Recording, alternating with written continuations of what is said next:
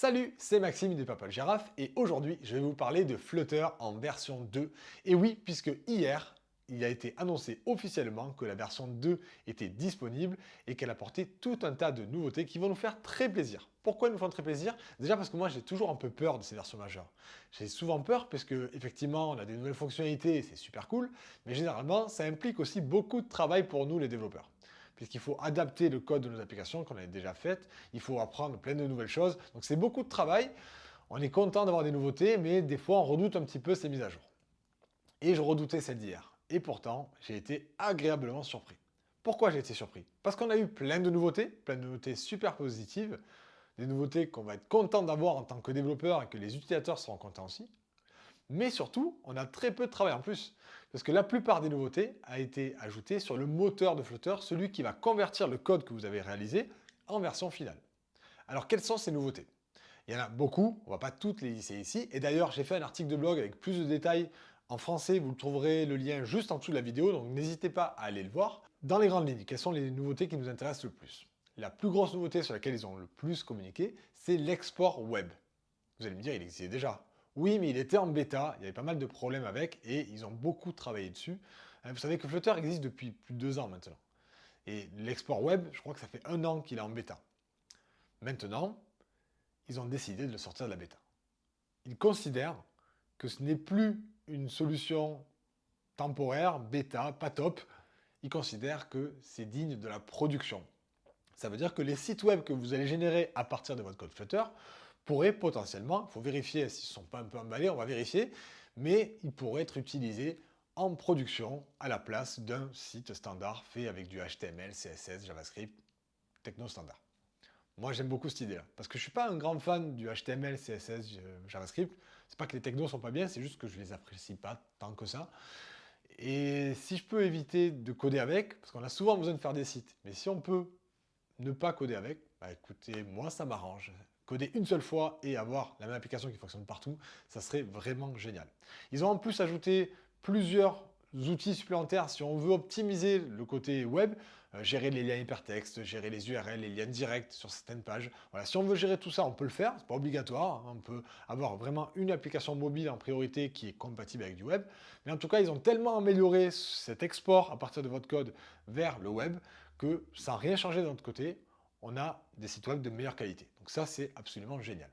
Le deuxième export qui a été amélioré, c'est vers le desktop, vers les systèmes, les applications d'ordinateur, c'est-à-dire Windows, macOS, Linux. Ces 3 plateformes sont presque en version de production. Elles étaient en alpha. Et ils les ont passées en bêta, avec en plus la précision que dans l'année, on devrait avoir une version finale aussi, tout comme le web.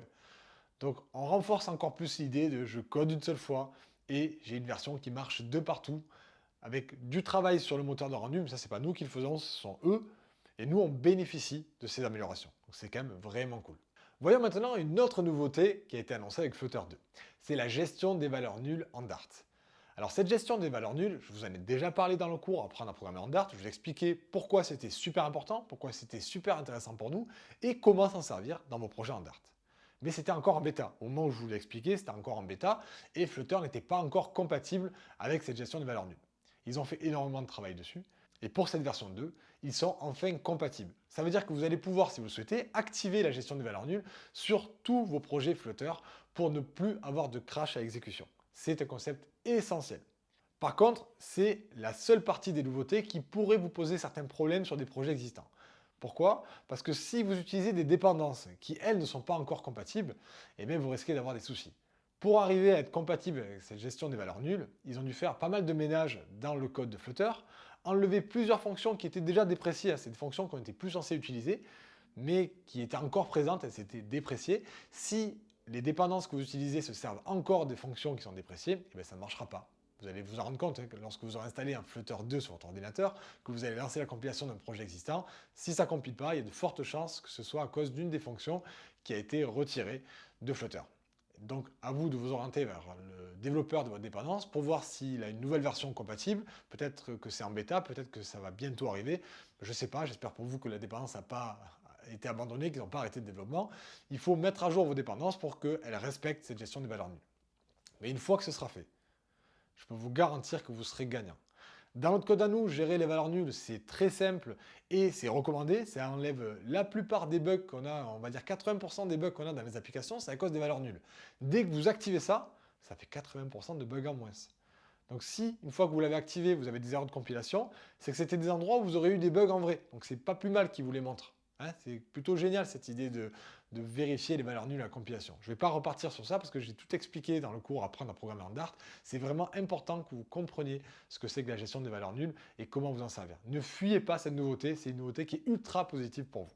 Il y a des tas d'autres nouveautés, je vous l'ai dit, j'en ai parlé dans le blog, n'hésitez pas à aller voir. Mais dans les grandes lignes, on a beaucoup d'améliorations des outils de développeurs, les plugins pour Android Studio et VS Code, l'inspecteur, le DevTools qui permet d'analyser votre application pendant qu'elle tourne pour déboguer des problèmes. Ils ont même développé un nouvel outil qui s'appelle le FlutterFix qui permet d'analyser tout votre code et de corriger tous les problèmes que vous aurez oubliés depuis la version précédente, justement le code qu'il ne faut plus utiliser, etc.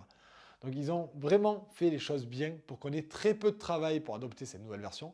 Et si on le fait, on a des tas de nouveautés en plus. Personnellement, je suis très enthousiaste à propos de cette nouvelle version de Flutter. Elle nous apporte des nouvelles fonctionnalités, une meilleure qualité sur la sortie de nos applications, sans avoir de travail de l'autre côté. Pour les choses que l'on doit faire, nous, en termes de travail, c'est très peu. On a très peu de modifications à faire si on veut gérer les valeurs nulles. Ce n'est pas obligatoire, mais je vous conseille vraiment de le faire. On a très peu de travail pour une bien meilleure qualité d'application et un meilleur confort de développement sur le long terme. Donc très peu de travail pour nous, beaucoup de nouveautés positives pour nos applications.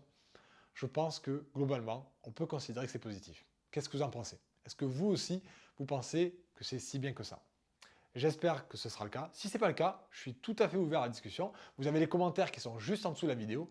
Et vous savez ce qu'il y a aussi en dessous de la vidéo? Vous savez ce qu'il y a d'autre juste en dessous? Il y a le bouton j'aime. Alors je compte sur vous, si vous avez aimé la vidéo, vous allez cliquer là dès maintenant, vous n'allez pas repousser, vous allez scroller un petit peu et cliquer sur le petit pouce pour me montrer que vous avez aimé cette vidéo. Et moi je vous dis à très vite pour d'autres vidéos dans le même style. Salut!